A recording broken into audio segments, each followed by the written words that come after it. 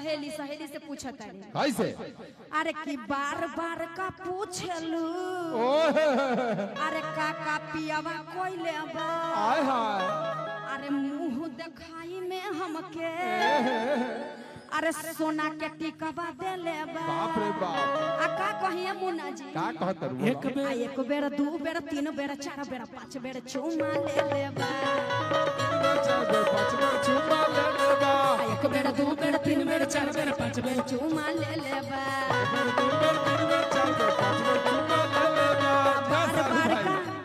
अरे बार बार का पूछलू काका पियावा कोइले बा बार बार का पूछलू काका पियावा कोइले बा मुंह दिखाई में हमके सोना के टिकवा दे लेबा बेर दू बेर तीन बेर चार बेर पांच बेर चुमा ले लेबा वाला बेलना वाला बेलना वाला लड़किया कहता